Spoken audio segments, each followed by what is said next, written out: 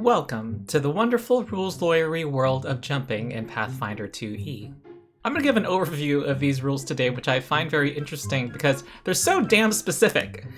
I appreciate them, and I appreciate how Pathfinder defines things, but they could use a good explanation. You have to parse the rules and look in more than one place for it all to make sense in your head. But it's a pretty satisfying system, in my humble opinion. We'll first go over the basics, which assume that your character is a relatively athletic person, but still a mundane person, like duh, we have to start with a reality. But Pathfinder also makes it so that you can advance your character's ability to jump so that you eventually become like a demigod. Lots of crunchy, nerdy goodness. And I'll of course be using Mario from the classic NES title Super Mario Bros. To explain our rules today. And at the very end, I'll ask the all-important question, what level is Mario in Pathfinder? First, let me introduce myself. I'm Ronald, the rules lawyer. I'm a lawyer who runs tabletop role-playing games. My preferred system is Pathfinder 2e. Support my Patreon. I don't make money as an attorney. For an explanation, look at the video whose thumbnail is on the screen. Supporting my Patreon gives you ad-free early access to most of my videos and exclusive content. Let's start with the basics, which is the leap action, which is the basic building block on which everything else is built. Oh, Megan's here again. Megan, my love. She didn't meow at me this time, she just jumped. It costs only one of your 3 actions, and it does not require a running start. There's actually 2 versions of leap. There is the horizontal one and the vertical one. You're more likely to use the horizontal one in play, which lets you jump 10 feet horizontally. So this is what it would look like in a video game. Every block is 5 feet, and Mario can jump 10 feet forward with a single action, no roll needed, no muss, no fuss. Compare this to D&D, where you have to roll to jump a significant distance. This, of course, is all very grid-friendly, so Mario here could jump 10 feet to the left, but mind the second diagonal in Pathfinder. Every other diagonal counts as a 10-foot distance instead of 5 feet. So while he can jump here, he cannot jump here if he can only leap 10 feet. Now, most characters in Pathfinder start with a base speed of 25 feet, but if for some reason it's 30 feet or higher, you get to leap 15 feet horizontally instead of 10. And this is what that looks like. You need to have a speed of at least 15 feet for you to be able to do this basic horizontal leap, the basic 10-foot one. Now, of course, these rules are assuming a grid, and the intent of this rule is to allow you to clear a 5-foot gap. So if you're running theater of the mind, talk to your GM, and they might let you jump some smaller distance. Now, what about the vertical leap? This says you can jump 3 feet vertically and 5 feet horizontally onto an elevated surface. So in this example, Mario would not be able to jump up onto this block because it's 5 feet tall. All he can do is jump in place. But in your typical Pathfinder adventure, there are desks, tables, lower platforms that characters can jump on top of with this. But oh no, these rules sound so strict and limiting. Au contraire, you'll see how crazy these rules can get.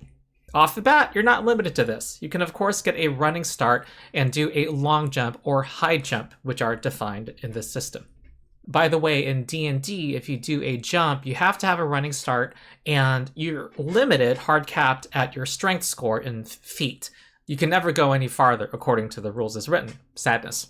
Since we've just been talking about trying to jump onto this platform, let's talk about high jump first. Note, if you're looking for this action in the player core book, it's in the skills chapter because it's an athletics skill action, so it's under the athletics skill. So how do we clear that 5-foot height? This is a 2-action activity which consists of 2 actions. First, you stride, and then you get to do a leap as your second action. But you must stride at least 10 feet as part of this activity. But he needs that running start, so while he can do a high jump onto this first block, he cannot jump onto the second block because there's not enough room for him to run first. So he does an action to stride up adjacent to what he wants to jump on top of. Then he does an athletics skill check, and the DC is 30! That is quite high and pretty unattainable for level 1 characters. But it makes sense. Think about how high 5 feet is in real life, and what you're doing is trying to jump on top of it, feet first. You can always put your things away and try to climb up it in this system, which gets into the climbing rules, which is a whole other topic entirely. Also, this says that the DC might be increased or decreased due to the situation as determined by the GM. So if you succeed, compared to the basic leap action, you can jump 5 feet vertically and 5 feet horizontally. If you fail, you just do a regular vertical leap, which of course will not let you clear it. And if you critically fail, you fall prone in your space.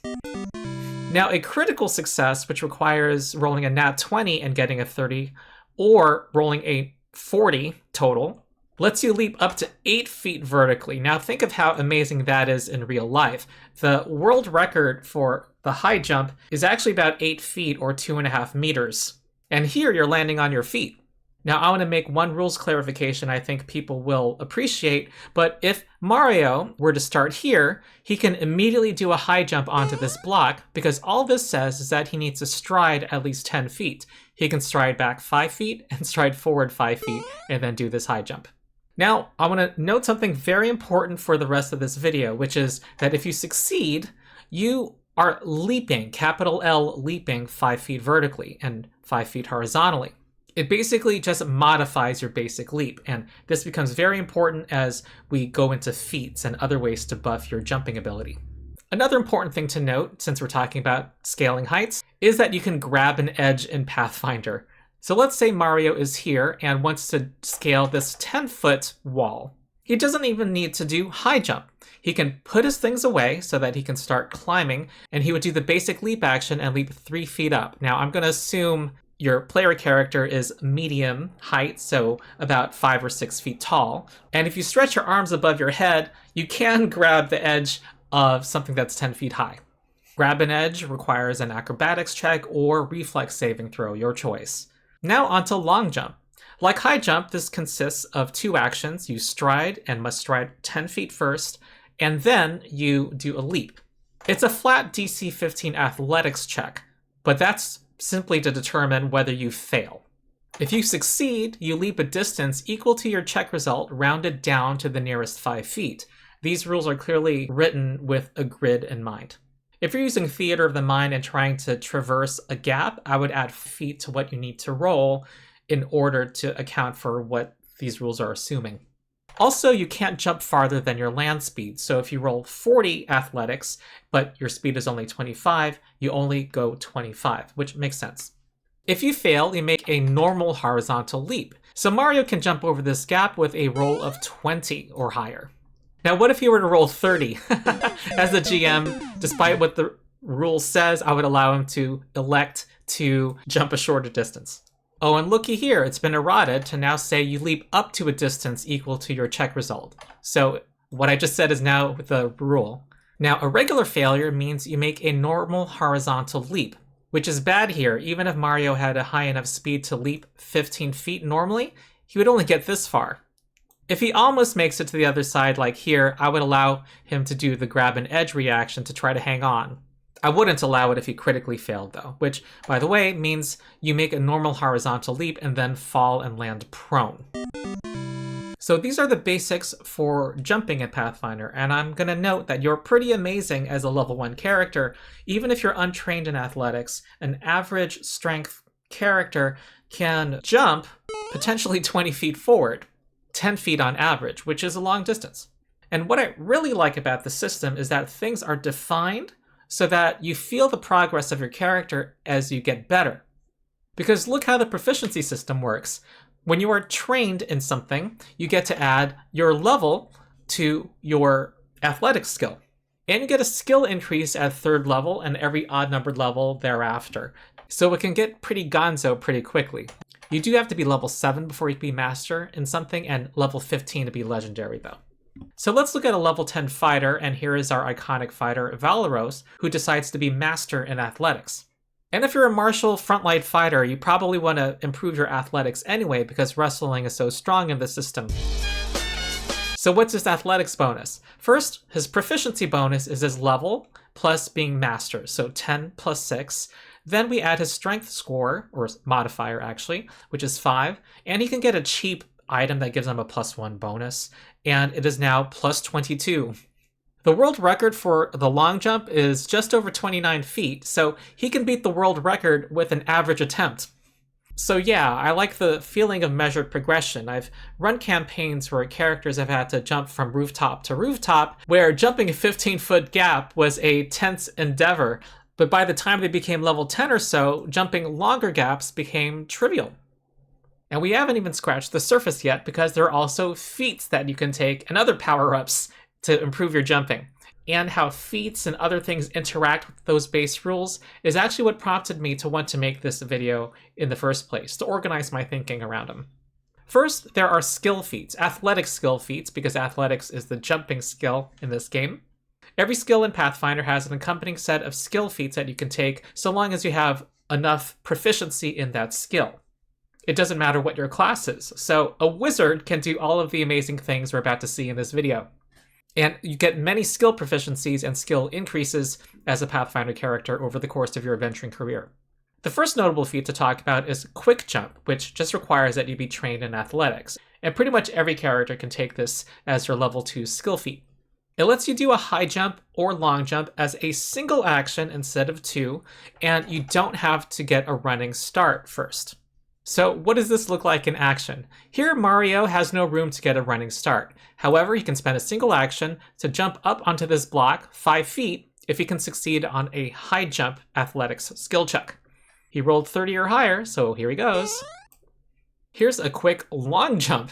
Even though he has no running room, he can jump 20 feet if he rolls a high enough athletics check. We're all getting pretty superhuman here. Another notable low-level skill feat is Powerful Leap. It does two things. First, your basic vertical leap can be 5 feet up, no check needed. So Mario can jump from here to here and to the next block over and over again.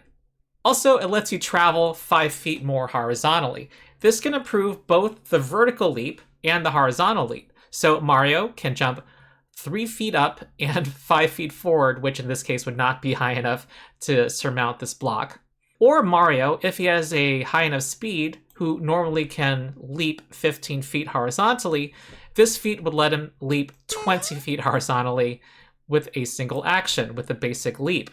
It also improves his horizontal distance when he does long jump. So if he were to run, get a running start, and roll only a 15, he actually would add 5 feet to that and be able to cross this chasm. Of course, these feats can combine, so Mario, if he has Quick Jump and Powerful Leap, can, from this position, without a running start, leap 20 feet forward. There's a few classes that can improve their jumping through their class feats, and I'll focus on the Monk today. The Fighter actually has a few shenanigans that they can do against flying foes, but I'll focus on the Monk. A first level feat the Monk can take is the Crane Stance. Monks can take a number of stance feats to change their fighting style mid-combat in this game. You spend an action to enter this stance and get a bonus to AC and the crane wing attack, but while you're in this stance, you reduce the DC for high jump and long jump by 5, and when you leap, you can move an additional 5 feet horizontally or 2 feet vertically. So what does this look like? Let's take a monk with a 30-foot speed, which is extremely normal for a monk. They get a speed boost at level 3 that increases as they level up.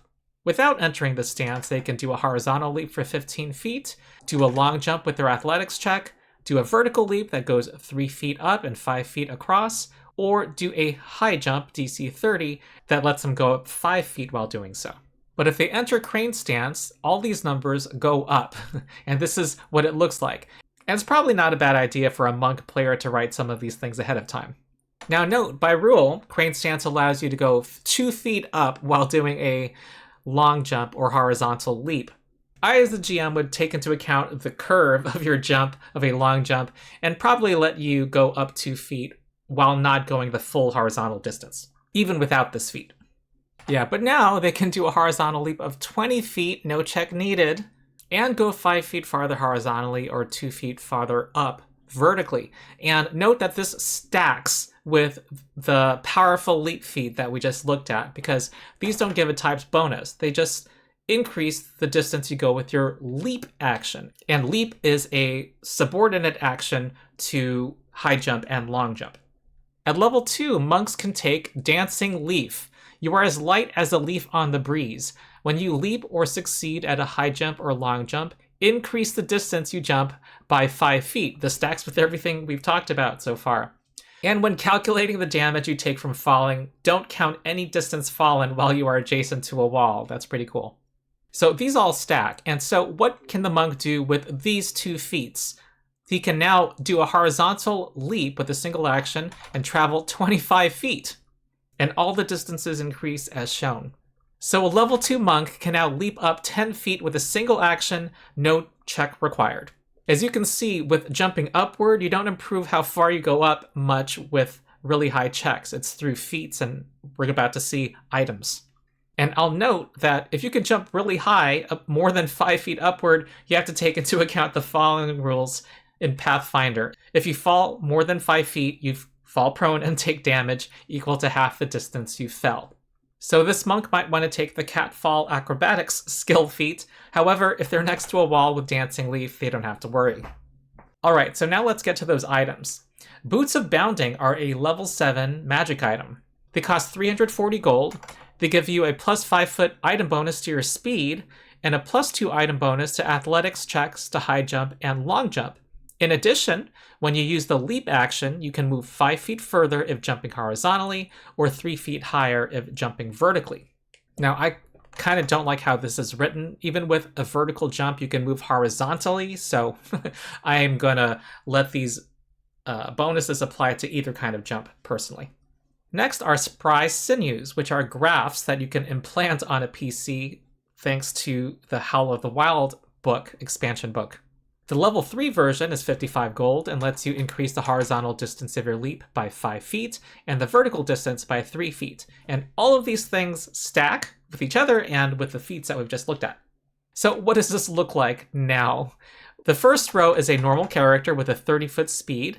The second row is a monk with the 2 class feats we looked at earlier, and then we have that same monk have both of these items. Now, they can leap horizontally with a single action, 35 feet, no check required. We're about to demonstrate what these numbers look like using Mario. Let's assume that Mario is a monk with those 2 monk feats and these items. He can do a single action leap and go forward 35 feet. By the way, if he were to do a long jump and do a roll, at level 7, he would, with a typical roll, he could jump about 50 feet. But remember that he's limited by his land speed when doing a long jump, and I would have that same limitation on the other jumping actions as well. Now, what about high jump? Well, Mario can now do a Matrix-like leap.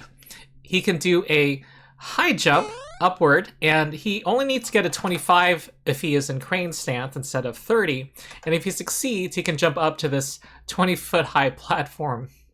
Now, a very common question is, can a PC attack a monster mid-air that is flying? Well, normally you have to be done with your current action or activity before you can start a new one. And there is a monk feat that lets you do this, implying that you cannot do this without the feat.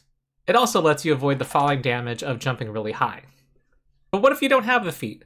Well, this GM would allow you to do it, but with a circumstance penalty on your attack roll. And also, if you do the high jump or long jump, which normally requires 2 actions, this total activity would cost 3 actions. By the way, there's this amazing level 8 fighter feat called Sudden Leap that lets you, under the clarifying errata, jump upward, do a high jump, the distance that your long jump would be. So if you roll a 30 in athletics, you can jump up 30 feet high and attack a foe at the summit. Honestly, I think this should be a monk feat too. Also, there are some higher level skill feats as well. One notable one is wall jump, which lets you jump towards a wall and then make another jump at the end of your jump. You can use your momentum from a jump to propel yourself off a wall. If you're adjacent to a wall at the end of a jump, whether performing a high jump, long jump, or leap, you don't fall as long as your next action is another jump. Your previous jump gives you momentum, letting you use high jump or long jump as a single action, but you don't get to stride as part of the activity. So quick jump is not required for you to do a super high jump or super long jump off of a wall. By the way, a character, if they want to jump off a wall and go diagonally upward, I would allow them to do it. I would use the Pythagorean theorem. So let's look at our monk character with those 2 monk feats, crane stance and dancing leaf. He can do a high jump, and if he succeeds, he goes up 20 feet, and then make another high jump with a single action and jump up on top of this 40-foot high platform. There's nothing in this feat that says he has to go in the opposite direction. However, he is limited to 1 extra jump per turn. He can only use it once in a turn. However, if you are legendary in athletics, which you can be starting at level 15, there is no limit to the number of times you can wall jump. I don't know how you can get a 4th action to jump in this system. There's probably someone in the comments who will show me that there is a way. But normally you only have 3 actions to jump. So if you have quick jump, then our monk can spend 1 action to high jump and then do it 2 more times and go up a total of 60 feet. Next is a legendary feat called Cloud Jump. You have to be level 15, obviously, and your unparalleled athletic skill allows you to jump impossible distances, triple the distance you long jump. So you could jump 60 feet on a 20 athletics check. I believe the flat bonuses that we looked at before are added after you do this multiplication. So let's look at a pretty typical monk's stats at level 15. This monk has a proficiency bonus of 15 plus 8, so 23, a strength of 5, and he has an item that gives him a plus 2 item bonus to these checks. He's now rocking a plus 30 athletics bonus when jumping. So let's say he rolls an athletics check and just rolls a 10 on his d20, which totals 40. He gets to triple that and travel 120 feet with a long jump. Now, you may be asking, isn't he limited by his speed? And this provides for that. It says you can jump a distance greater than your speed by spending additional actions when you long jump or high jump. So you're literally bicycle wheeling with your legs in the air as you jump this huge distance. And level 15 monks already have a plus 25 status bonus to their speed because they're monks, so they can easily do this. So you're literally doing one of those big jumps from a wuxia film. Now combine this with quick jump and you don't even need a running start to do this. So let's just take a typical PC with a 30-foot speed by this level. If you're legendary in athletics, you can easily get a 30 on your athletics check, and from standing, jump forward 90 feet as long as you spend 3 actions. You could probably roll higher, and also, we're not talking about feats that can add to this distance. Now, when you use high jump, you use the calculation for a long jump, but don't triple the distance. You likely have a plus 30 athletics bonus at this point. So if you have quick jump, you can, with a single action, just jump upward 30 or more feet. And if it exceeds your speed, you can bicycle wheel your way upward. Now remember our monk with quick jump and wall jump? Well, if he takes cloud jump at level 15, he can now do high jump 3 times in a row. He can, on an average roll, go up 40 feet each time. So 1, 2, and 3, and go up on top of this platform 120 feet up with 3 actions. And with a dancing leaf feat, he can fall to the ground, take no damage, and then repeat it again. All right, now some final thoughts. Why would you care about these rules? First of all, jumping is fun, inherently.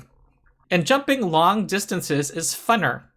It lets you trivialize obstacles in the battlefield. You don't have to empty your hands and climb up to a perch, for example. You can just jump up. And a benefit I saw in play, I've had 2 characters in 2 different campaigns who prioritized jumping in their builds, is they get to avoid chasms, obviously, but also difficult terrain in the battlefield.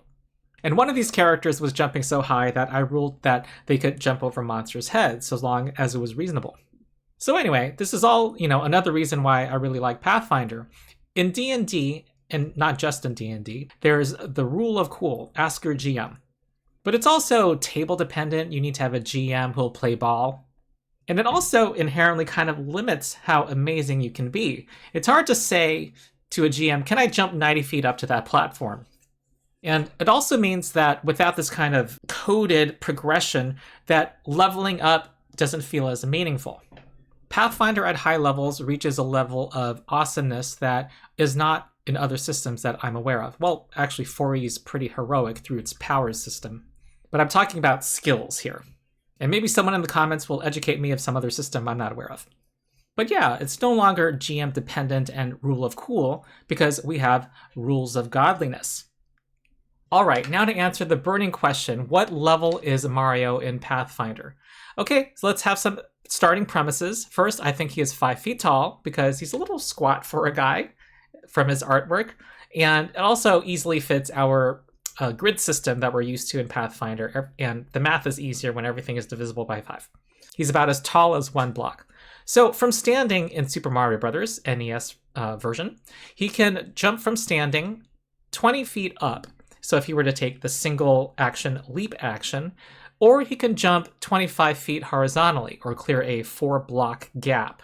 Boing. If he were to run, he could jump a little higher. He can jump 25 feet up or 5 blocks, or jump 45 feet horizontally, at least according to my experiments, and clear an 8-block wide gap.